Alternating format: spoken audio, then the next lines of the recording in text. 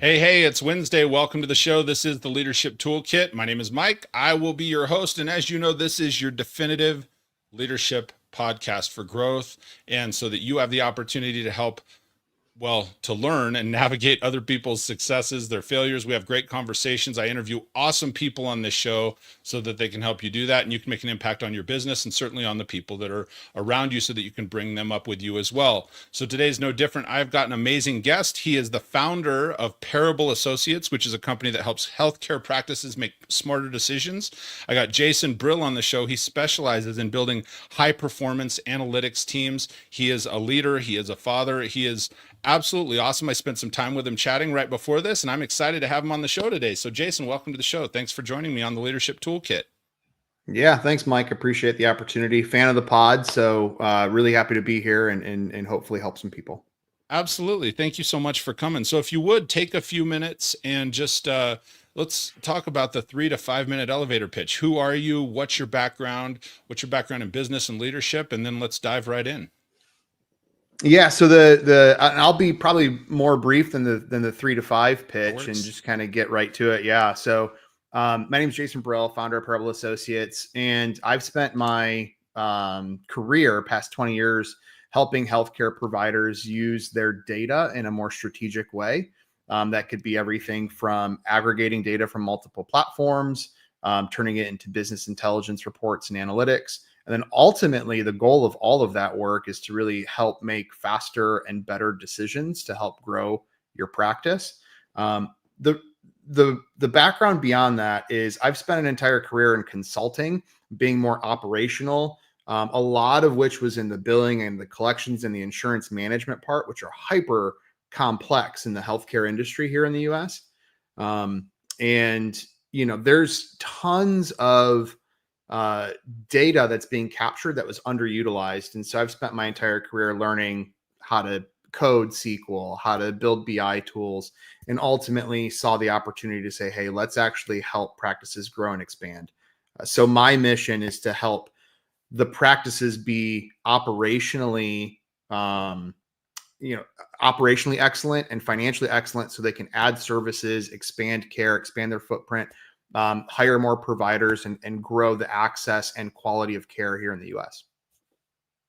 That's awesome, man. It's funny when we start, I start looking at some of this and we start talking, we go, well, where does it fit leadership and business and so forth? And I think one of the things that I find very unique, because you dive right in and you're like, hey, listen, I sit and I analyze this data and we go back to them. Do you find a lot of places when you start on this, and you are just in healthcare, right? That's what Parable does. Yeah. Healthcare. Is it primarily, private practice, or is it larger facilities?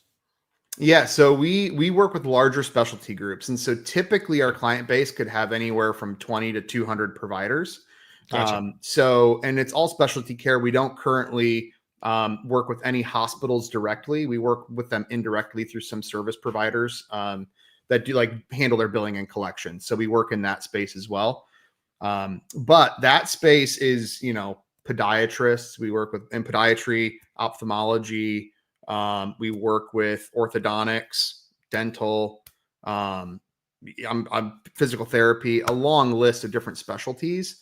And that narrowing is absolutely instrumental to growing a successful practice. All those specialties that I just mentioned each have their own nuances. And so in order for us to be successful, which is really our client success, we've really had to narrow down and say, this is what we're supporting, this is what we're serving. And I would love to, and I plan to start going further downstream and helping those single doc practices. The reality is ultimately what Parable is and what our services are. It's very much a data analyst team, and there is a certain investment that's required to actually build data warehousing solutions and build pipelines, and that need arises as you grow and scale your practice. Gotcha. So do you find, I'm curious, because when you go into a place, because I think especially right now, it's so prevalent, like everybody's collecting data. We're collecting data on people, we're collecting data on things, we're collecting data. Do you find that when you go in, people don't have or do have a good way to house and look at the data, or what do you see? Is you just walk in and you're like, holy cow, this is a mess. We gotta Yeah. what's Yeah, well, I don't know. Transparently, I don't know if you've had other healthcare practices, providers, or industry professionals I on the. had one. Yes. Yeah. Well, one of the things that maybe they spoke about and that you'll hear all the time is the number of systems that it takes to effectively run a practice, right? Sure. So you have things like your patient scheduling software, you have your clinical documentation software, you have your billing software. Sometimes you have employee management software so you can actually see who's working. There's a lot of offshore support for different functions within practices, especially larger groups. Hmm. So it's not uncommon to have a dozen different platforms operating, and including accounting software, your HRIS, your HR software, Hmm. all of those different data points being disparate systems, and they will stay there. And what I've seen is most practices and businesses operate under the idea that, well, if I need an HR report, I'll go to this platform. And if I need to actually look at provider productivity, I'll just go to my billing platform and look at their historical charges. The reality is that data is significantly more meaningful when combined together. And not many practices are doing that to this day. So there's this assumption that we can work in a disparate, broken ecosystem of systems, but bringing it together makes it significantly faster to make decisions and more economical at the end of the day, because you're finding opportunities when you interweave these systems together. But it's Sure. still in our infancy in healthcare. Healthcare is notorious for being behind the eight ball. There's so much regulation involved, HIPAA compliance and high trust, high tech, that it's a little bit slow to adopt new technologies like AI and so on. We're slow as an industry because of the regulation around it. See, that's so interesting to me because to me, I feel like healthcare would be on the other side. And again, we were talking a little bit beforehand. My background's automotive, right? I've been Mhm. in automotive for 20 years. And so I would say the same thing, like automotive. If you've ever navigated an automotive website, you'll know they're the last to adopt technology, right? Yeah. And so I think depending on whatever industry you're in, because it's interesting, you're saying, hey, look, I've been in this back door in healthcare for forever, and you've got all these different places. I think that transcends a lot of industries, especially when you get people that are uh, like yourself, consultants, agile, able to see all of these different systems. You're looking at all these different data points and trying to bring it together to this one space, sort of a nucleus, and be able to make it where it's effective to use and so forth. Yeah. So being heavily a data guy, and obviously you started your company and you're leading people in there. How do you bridge the gap? How does that relate? And I'm just, let me formulate this question. How does looking at this data and seeing all these things in these different systems, how do you see that relates to the people that you're working with? Because I feel that leadership and is heavily a people business, and I think so many businesses now, like we said a minute ago, rely so heavily on data, and you can lose the humanity, you can lose some of the stuff because it's like, well, I got to make this data decision, I got to make this data decision, I got to do this thing. How do you see, from the position you're in, bridging that gap between data and the people behind it? Yeah. So um, I'll take a step back and say one of the things that I think defines a leader, or one of the Hmm. definitions of leadership, is Yeah. being able to get the most out of the people around you, help them hit their ceiling, find the ceiling and help them hit it. And there's different ways to motivate people. Some people are very much rewards or incentives. Some people just like to be recognized in a public setting. Some absolutely hate that. Some need more aggressive forms of motivation. So with data, Hmm. especially in this healthcare environment, so much of that user activity is tracked and trended, yet not being utilized effectively or completely. And it's not just healthcare, like you said, in automotive or otherwise. So one of the opportunities as a leader first is to set that overall goal of the mission of the business, the mission of what you're trying to accomplish as a department. Maybe it's not even the whole business, but as a department, what is that objective you're trying to accomplish? And then underneath that, what are the ways that everybody individually impacts that overall goal, right?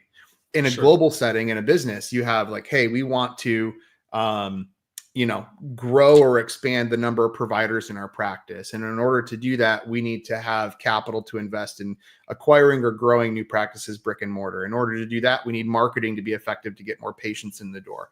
And we need to have our coding, like billing and coding, set up appropriately, so we're optimizing the codes that we're using. So like there's all these different functions that line up to it, and every one of them has their own data and KPIs. So I look at it like to be a great leader, you're setting that vision and aligning people into that vision, then ultimately using these platforms and systems to say, here's how you fit in, and here's how I can motivate you to achieve the overall goal. So we're all rowing in the same boat.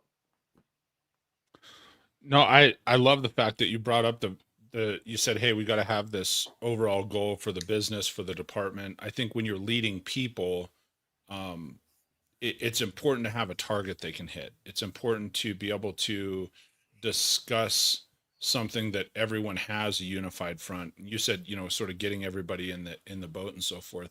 I think it's easy for people to often, especially if you've got 12 different systems, 12 different data sets, and you got one person, you got your biller that handles the billing, and that's important to her. You got your marketer that handles this, and that's important to her or him. And you got all these different pieces that then, do you find that people are often, when we're talking about goals and vision, they feel like they have the goal and vision for themselves, and so maybe they're all rowing in different directions? How do you get people to start to row in one direction besides the goal or the vision?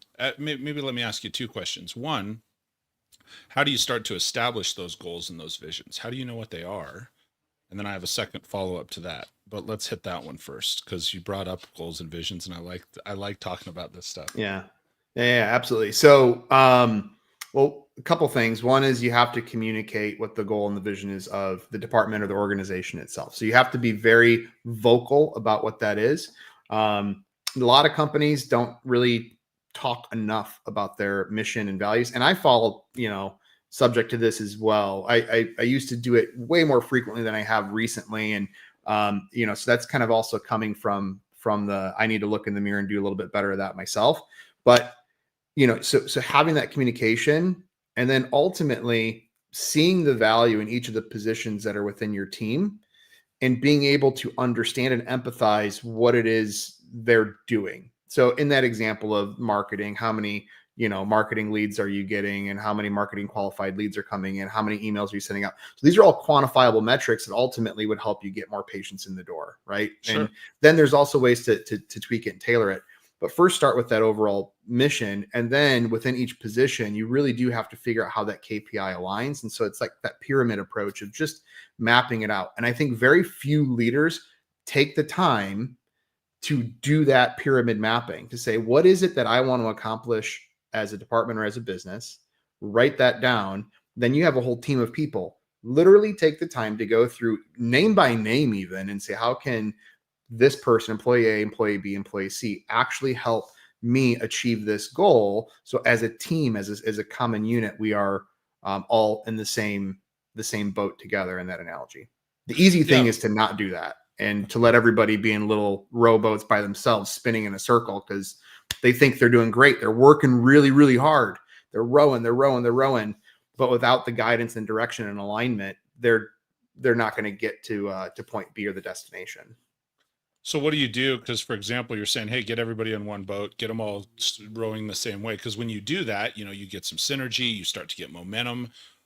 How do you address it when you find that somebody loses their way? They stop rowing, or they start rowing the other direction for goodness sake. They go, well, and they don't see it. How do you address that? Do you cut the person right away? Do you counsel and coach? Do you, what is like, give me that 3-step process. What's point 1? Hey, I see they're headed in the wrong direction. What's step 2? What's step 3? Do you have that broken down? Yeah.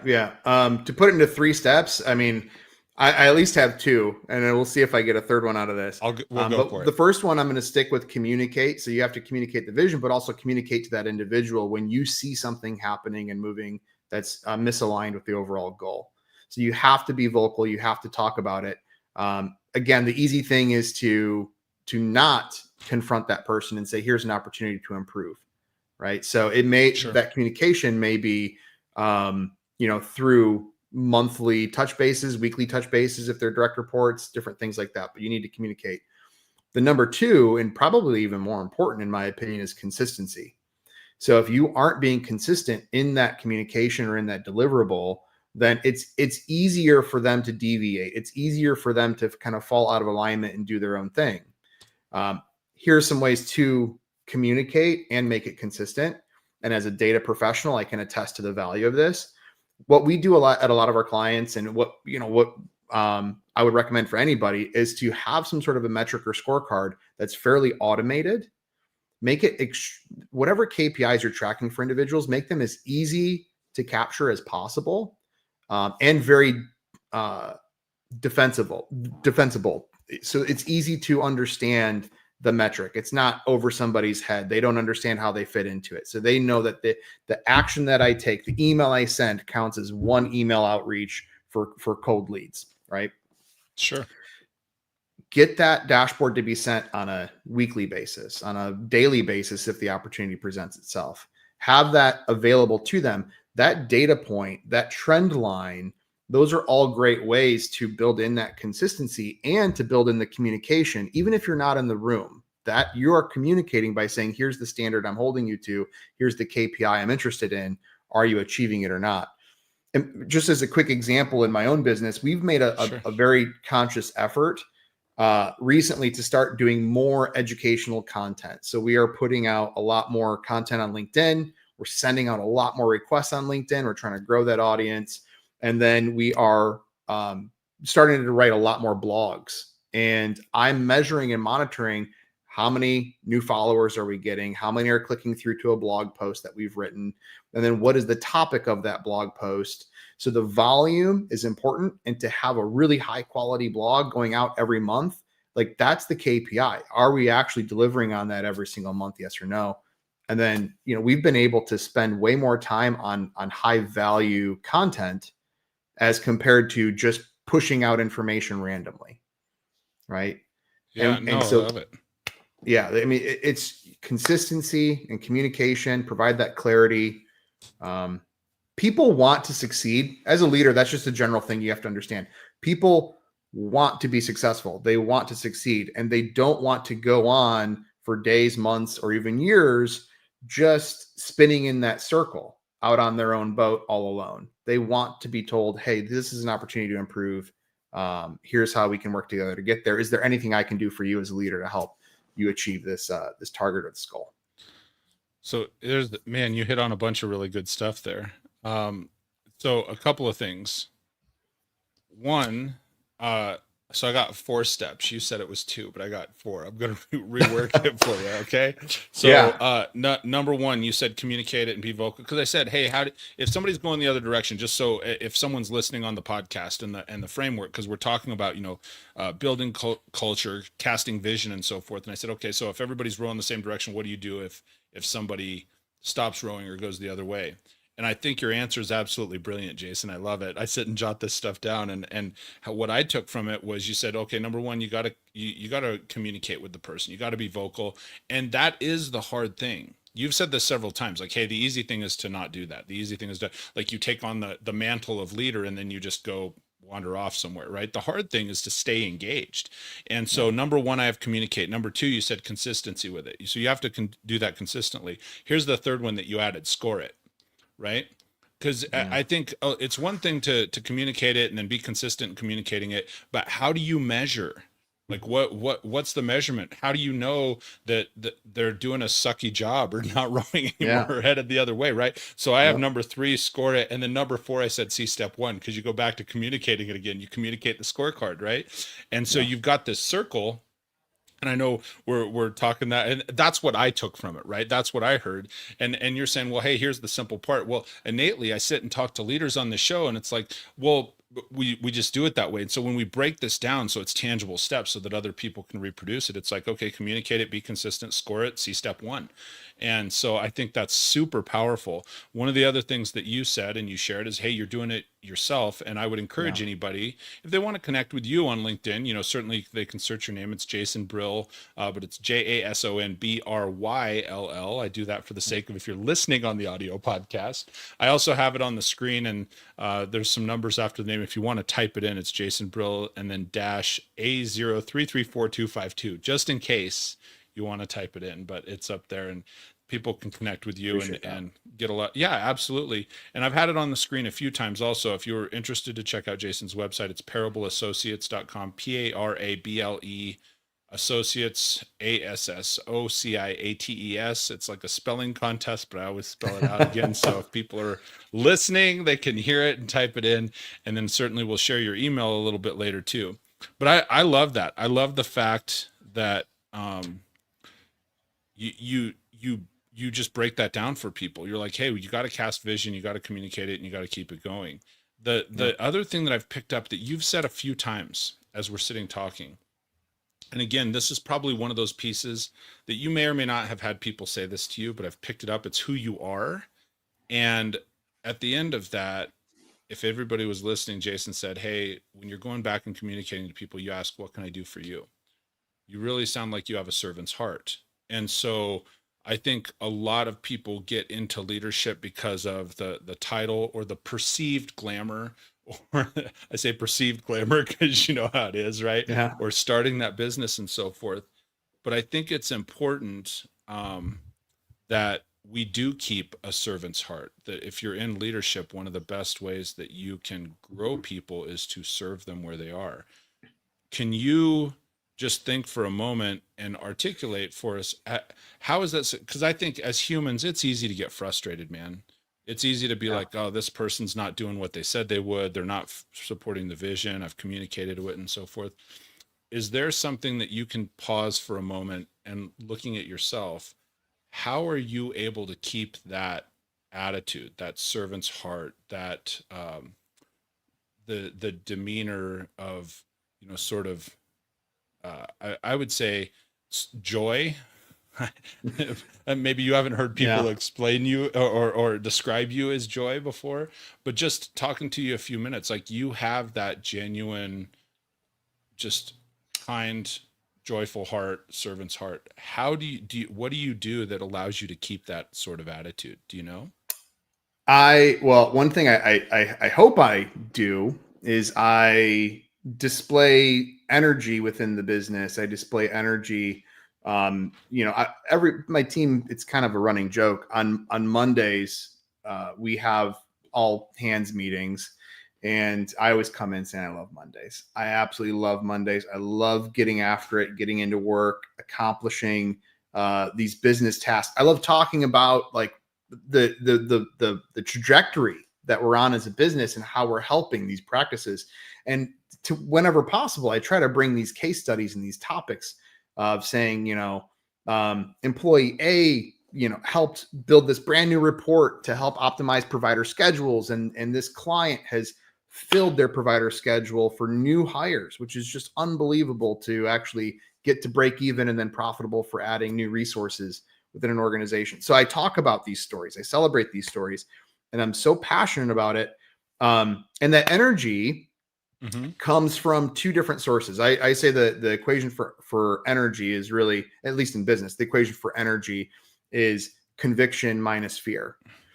And so I absolutely genuinely believe, I'm convicted in the mission and values of Parable Associates and what we're doing to help the healthcare community. I literally believe that the work that we're doing is impacting healthcare in a positive way, all the way from providers and ownership, which I've talked about routinely. But the more that I help that group, the more I do see this. They are expanding care and services and access to care within their communities. Most of our clients have actually been able to grow their footprint, add new brick and mortar. And some of them are really actually supporting, especially in the urgent care space. And I love the urgent care space. They're getting into communities that are underserved where they don't necessarily have access to emergency departments and things like that. It's a lovely specialty.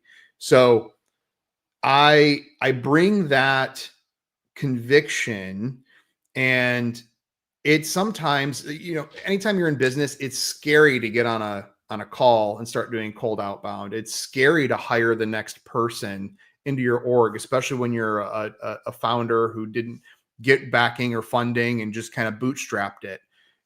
There's this fear that can reduce that energy. And so what I do is I always try to increase that conviction, increase that, the leaning into those case studies, on what it is that I'm doing, because energy is contagious. I think that was one of the earlier points that I was making. So Yeah. I try to bring that energy. It's contagious. That's how we get people motivated in the same spot, believing the same beliefs. And I try to spread that around because that increases their conviction and hopefully by default reduces that fear. Man, here's what's funny for me. Or not funny. It's actually inspiring for me when I sit and have a conversation with someone like you, Jason, and you hit on a subject and you start talking about data and energy and conviction and these things. Like you go from these tangible things that you are so fired up about, and you're saying, I come in and I Yeah. love Mondays, and that's like totally awkward. People don't love Mondays, right? But Yeah. but the reasoning behind it is you're fired up by all this data and how that translates and transcends over to these immeasurables. Things like, because you can look at the data and, hey, how's this person growing, and how's the how many emails did you send, and how many, you can give us all of these KPIs that are easily measurable. One of the things that I absolutely love about this, how do you measure energy? Right? It's a feeling. Yeah. How Yeah. do you measure conviction? How do you measure fear? I love the equation, and I would encourage people, write that down. Energy equals conviction minus fear. And so I think it's unique because, again, you're a data guy, so you're like, how do I turn this into a data point? Right? It's conviction minus fear, and so on and so forth. Right? Energy squared equals passion. Whatever, however we're going to Yeah. break that down. Yeah. But you know, those are things that, while there's a lot of pieces of probably your business and your life that are very tangible and very measurable, these things are much more difficult to quantify, right? Yeah. So one of the things I'm curious of, and I like how you broke that down, and you said, well, I come in with a lot of energy, I'm excited about this. There's two things I picked up on. One is, and I think this is important for all leaders. And if you listen to Jason speak, and as we're talking here, he leans into some of those intangibles with people, right? How do you like, oh, we can't. I always used to joke in the car business, like, hey, can't take hugs and high fives out of the ATM, but those are immeasurable things, right? And Yeah. so you lean into that stuff. The second thing is you verbalize it. Hey, I love Mondays. I think there's a lot of power in the words that we use, right? The more that we Yeah. say something, hey, I love this, and here's why I love this, and you can articulate why. Um, so I want to I'm going to move into this question here too. One of the things that you said, hey, it's conviction minus fear, or you said it, I think that was the line you Yeah. used. Yeah. How do you remove the fear, dude? What happens when because I think that's human nature. Fear creeps in, and I've asked this question of several leaders on the show. It's like, hey, what do you do to remove fear? And some of it overlaps, but there's also some very unique points for individuals. And I think it's one of Yeah. those things. Nobody's trying to be just like Jason.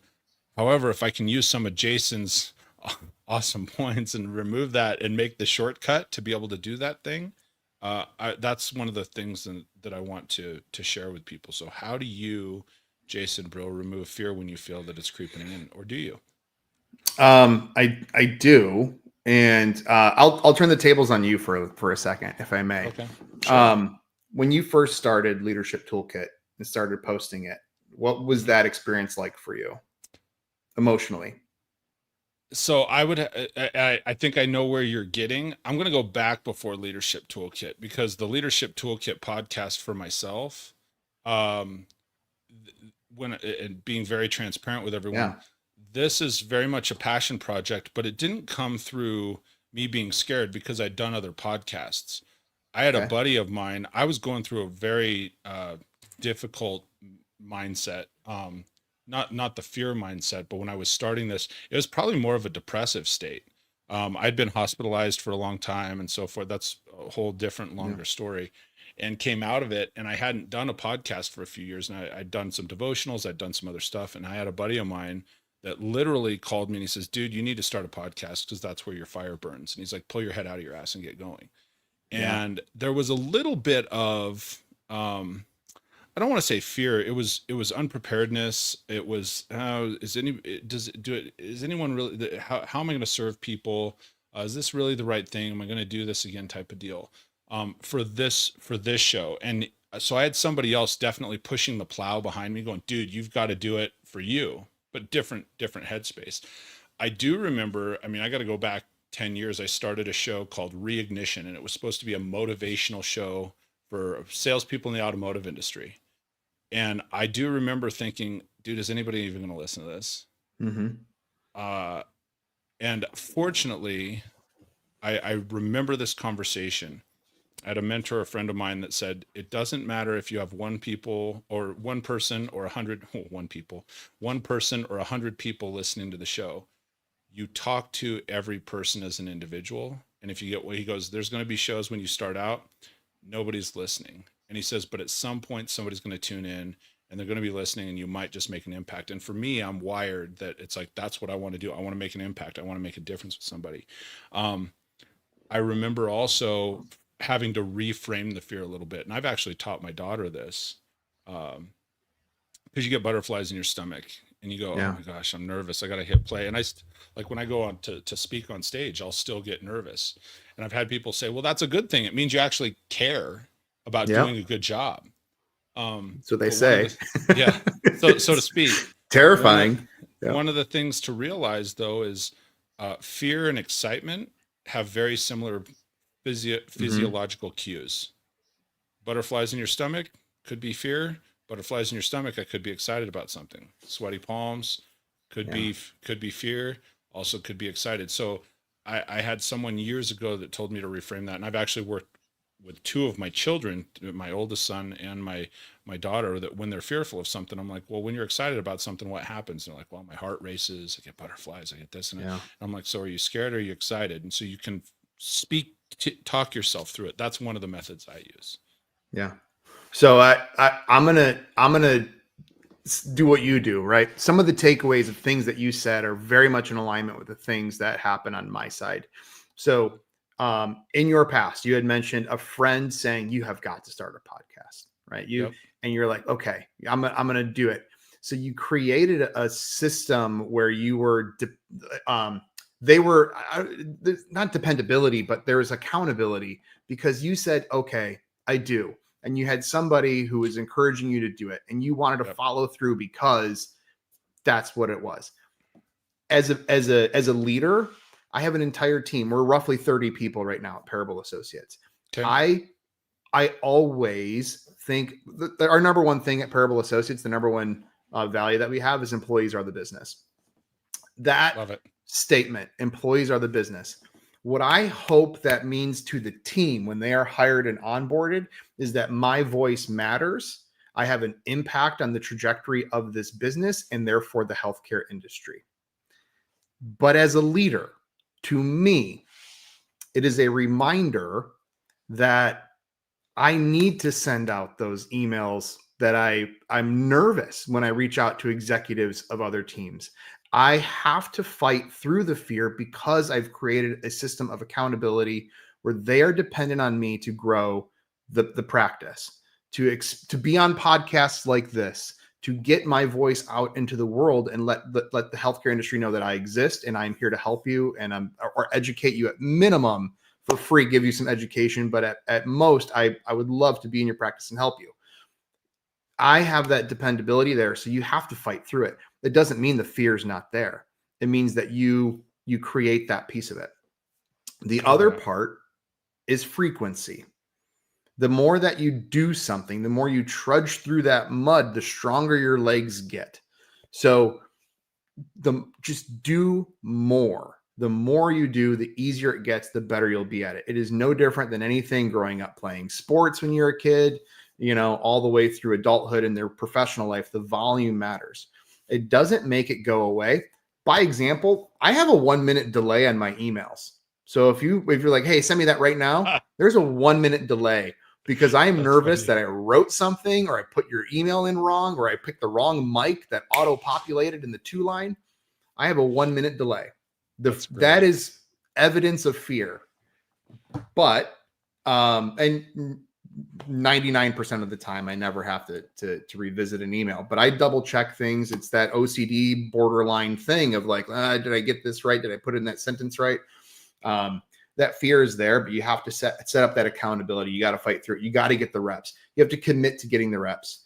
There's tons of books about it, like all the things, 100 hours or whatever. Like at the end of the day, all that really means when you read that content is get the reps.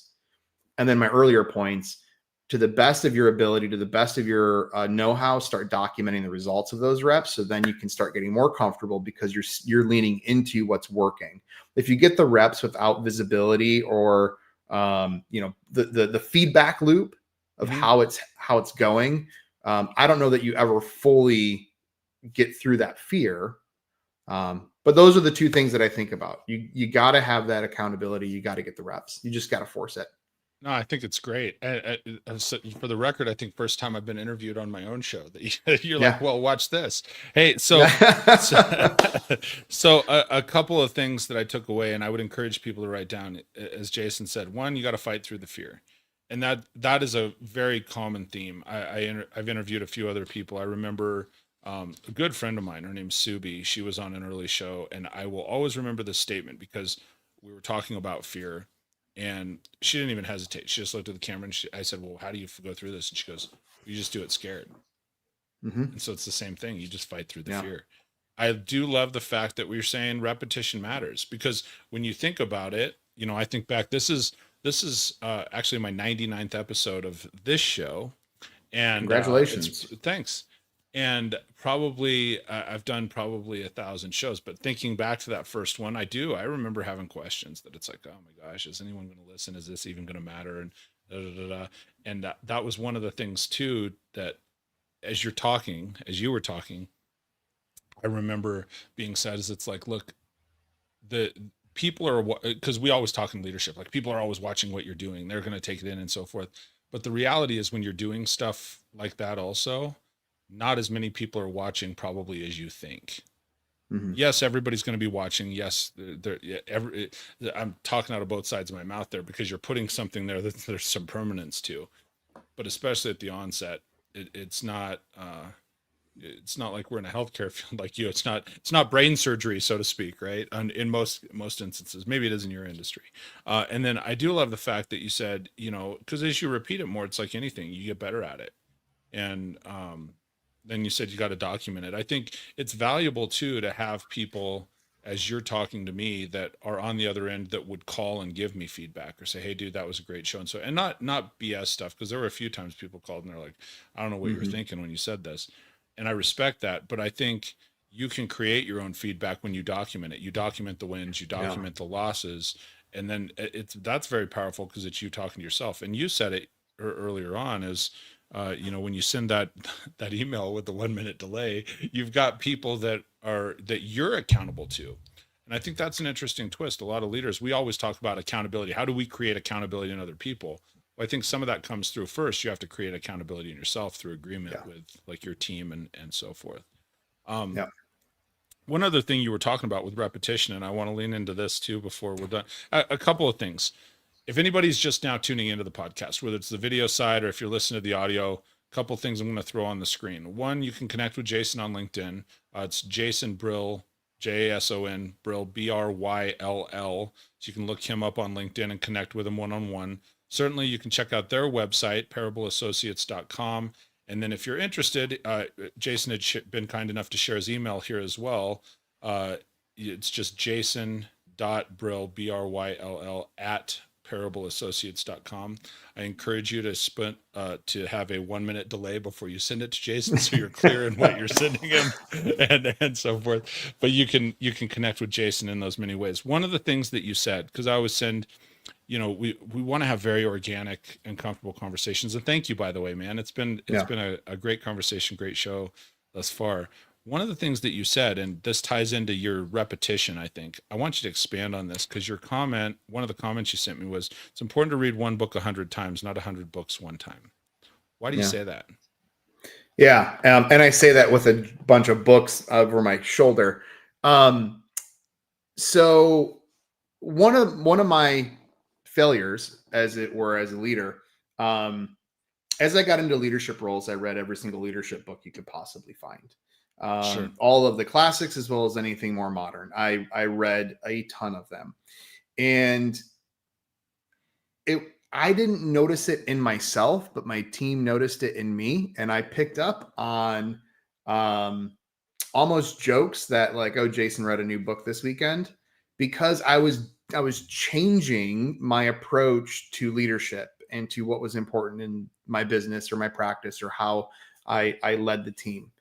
And one of the things that I've found through reading so many different business books and process books and leadership books, they all have a massive amount of merit and value. And Sure. so you're much better off reading one multiple times and implementing the multitude of points within that book and sharing that book that you found valuable with your team, as well as your footnotes and what pages were insightful, what quotes were insightful, what things you could draw from it, and how it pulls from the business. Books are just it is a time capsule of information from business leaders before us. None of, as far as being a good leader, I don't know that there's anything new. And I hate to say that for those that are like writing leadership books today, but I don't think there's anything new. There's different ways to sort the information that already exists and maybe a unique spin on some of it. But for the most part, the core of what it is very well documented. So why not accelerate your own leadership path and career? Why not accelerate your own business and processes through having one really well executed book? You may have to read 100 to get there, but once you find the one that's meaningful to you, start reading it a bunch of times. But then use that to create that consistency. So read it. I mean, a lot of other executives that I talk to have this same approach or the same concept. And, you know, they'll read the same book on a quarterly basis or an annual basis, at least, just as a series of reminders. And usually that same book changes your interpretation of that same book changes as you mature in your business, in your growth, in your department. And even as you change roles within an organization, should you move from one department to the next and move more laterally, the way that you interpret data or the way that you interpret the insights from the book will change. But at the end of the day, it's the process. It's consistency. It's having something that is, you found your core beliefs in a platform and be consistent. Because if you start reading Steve Jobs and his leadership approach, that's dramatically different than somebody who's more leading a more positive environment and is more, you know, gratitude and servant-based leadership. And it's very well documented. And by the way, both are incredibly successful in the right culture and the right fit and delivered with, you know, in a genuine way where it's really part of who you are and what your nature is. Both successful. Find the one that works for you and be consistent. No, and I love that. And I agree with you. I think there's so many good leadership books and blogs and videos and this podcast, shameless plug. Yeah. There's a ton of great leadership podcasts, but I agree with you. There's a lot of the core of information that that's the fundamental part of it.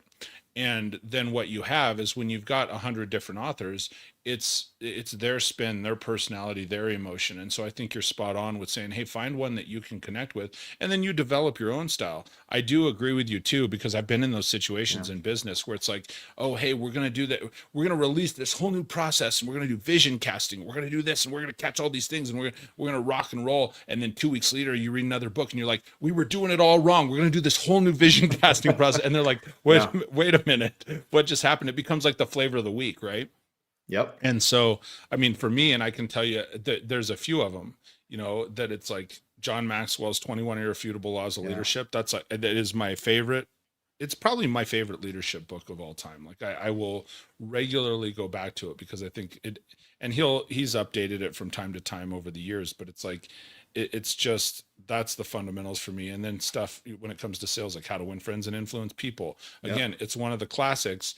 I've read it. I couldn't even tell you how many times. I like the idea where you're saying, hey, once a quarter or once a year, it's almost like, if it's important, schedule it, right? Yeah.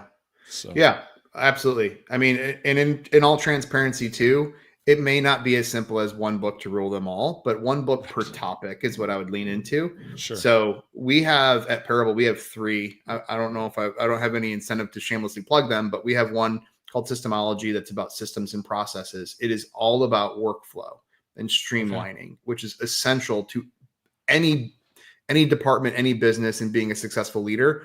The idea is more about like automating and scaling. It's to do things at scale, but it applies if you provide that level of consistency. Sure. Another one is right here above my head called Start at the End. The name kind of gives it away. So if you have the destination, building the roadmap to get there is a heck of a lot easier than saying like, hey, we're going to Disneyland is a little different than we're going south and we'll see what happens. We got the car loaded and here we're off. You have no idea where you're going to end up. It'll be a fun trip, but you're not going to get there faster. Right. And then I have some Alex Ramosi books off to the side as well for leads and marketing. So, he's good at that. He's unbelievably good at anything with lead gen. And so we have those three, and it's by functional area though. Right. Sure. So have one per functional area. Have your core leadership book. Maxwell's great, by the way. And Dale Carnegie, I have somewhere above my head. I have a different book of his that I highly recommend. Talking about fear. It's called How to Stop Worrying and Start Living. Yep. I have it. It's on my shelf over that way, but yes. Love that it. Just people can write to the YouTube channel for you and say like, okay, yeah, I figured the fear thing out with this book. Yeah. So, as we come to the tail end here, first off, again, Jason, thank you again. I know you sent me like, I'll have to have you back on the show because I think you probably sent me 20 different topics, which I'm like, oh, dude, I want to lean into that. As I was reading, you're like, hey, what? Actually, do you have time? I want to ask you one more. Yeah, I got time. Okay. Yeah, go for it. One of the things that you put, and it's on the very top, and I find this a very intriguing statement because I always try and exchange these topics and we try and get to them. And there's so much good stuff. I'll have you back on the show another time so we can dive into some more. But the top statement you sent me was it's important to treat everyone different. Mm-hmm. Can you expand on that? Why? Treat everyone different is an HR person's nightmare, and it's also counterintuitive. Oftentimes we grow up hearing treat others how you want to be treated. And there's a lot of truth to that, but I think what's more important is recognizing that everybody is different. I think in relationships, they call them like, oh, what's your love language, right? Words of affirmation and gifts and these things. But that highlights the point that people are motivated and they respond to different types of rewards. So lesson learned in business, I am very much the ready, fire, aim person. A lot of entrepreneurs are. I love that. I'm that guy. Yeah, a lot of entrepreneurs are. And I don't mind failure. I am of the school of thought, fail fast. And it's great to have it. Closing doors is progress. So you may not find the path or the solution, but closing doors is progress. I have team members who I try to push down these paths that are the same way as me, thinking, I'm going to give you the most complex challenge. And I know you're going to fail because you found closed doors. And for me, failure is success in that, I see the value in it because if I can close that, I know I don't have to come back to it. I know what not to do. However, not everybody's wired that same way. And so individuals who need to actually break through and find success and bring something to completion, where it drives them crazy to not have a clear start and an end, or even that vision of the end at first, to say, it's really, you have to treat people differently. And the other thing as a leader too is recognizing that is incredibly challenging. And I haven't found a playbook. If anybody knows a good means of doing this, I've heard of people like interviewing employees and coming up with different scores that kind of put them on a personality spectrum. But I've not seen anything perfect. And it's really hard, and it takes time to learn, read, and react to individuals, and it takes that communication effort. So I have an individual in my practice who's a leader in our practice who definitely responds more towards words of affirmation and hasn't necessarily been as knee-jerk react or incentivized by financial incentives or rewards, or we do certification bonuses for some of the technical tools that we use. Sure.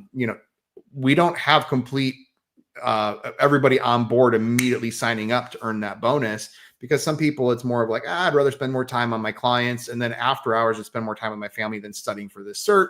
And they're very good at the tool already. So why do I need the cert to prove what to who? And I'm like, it's money. Like, come on. And that's because we're different, right? And so Sure. I have to come up with different rewards, incentives, and ways to recognize people, be it words of affirmation in a public setting or in a private team setting, which we do on Teams. We have these little things called praise in our Microsoft Teams account, and we send a lot of public praise back and forth. Sure. So we've had to deploy different things to get people energized about coming to work. But it's that initial recognition that took me too long in my leadership career to recognize not everybody's Jason Bryll. Not everybody's going to put in 80 hours with a smile on their face and be, financially motivated as an individual. And they're more complex than that. So you have to learn your team. Can hear you're in there. You're like, I love Mondays. You love Mondays. Yeah. They're like, I Other don't people are like, no, I don't. No, that's not my jam. No, I mean, I think it's sort of the, as I'm hearing you speak, I'm likening it to the sort of Vince Lombardi philosophy, right? Hey, I got to learn how to coach each individual in their own method. So I think it's very powerful. And that's why I wanted to bring it up, is it's like, yeah, we're all moving in a unified direction. We're all rowing the same way, but we have to acknowledge the uniqueness of the individual. I think that is very, very powerful. So any final thoughts to take us out today, Jason? I think the only thing to wrap up and kind of say is all the things we talked about today, none of this was an overnight process. For those that are new to leadership, for those that are getting, or even desire to get into leadership and find it intimidating, that concept of fear is going to be there. This was all acquired and learned through the School of Hard Knocks knowledge. And I do think that there is a benefit to finding mentors, which has been a struggle for me professionally, but they've been there. And there are some key figures. You only need one or two. You need to be vocal. You need to ask. You need to, put yourself out there for it. But it is not an overnight process. Keep at it. And I am still growing and learning as a leader. I am by no means perfect. But I feel like I'm further along than I was 10 years ago. That I think the key is, it's like, am I further along today than I was yesterday? Right. And how it just celebrating the little wins. So absolutely. Yep. Well, Jason, thank you so much for joining me. If you would hang out for just a minute, I'm going to go ahead and take us out. Okay. Sounds great. Ladies and gentlemen, that's going to bring us to a close for another episode of the Leadership Toolkit. Thank you so much for taking the time to join me and Jason and listen in on our conversation today. And do me a favor. One of the things that is super helpful to the show, if you've gained something, some additional knowledge from the show, if you've enjoyed the conversation, please throw some thumbs up on whatever platform it is that you're watching it on. If you're watching on Facebook or YouTube, you're listening in on Spotify, throw some thumbs up on it. But more importantly than, putting a random like on a show or even sharing it, which is fantastic. Like I said, that helps the show grow for us.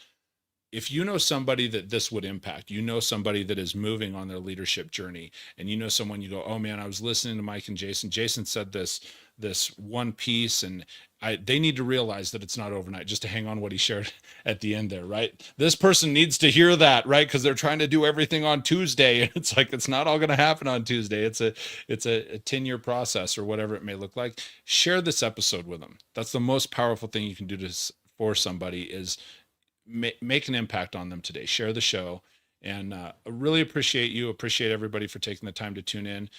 As always, we'll see you back here next Wednesday. And in the meantime, stay great. We'll talk soon, everybody.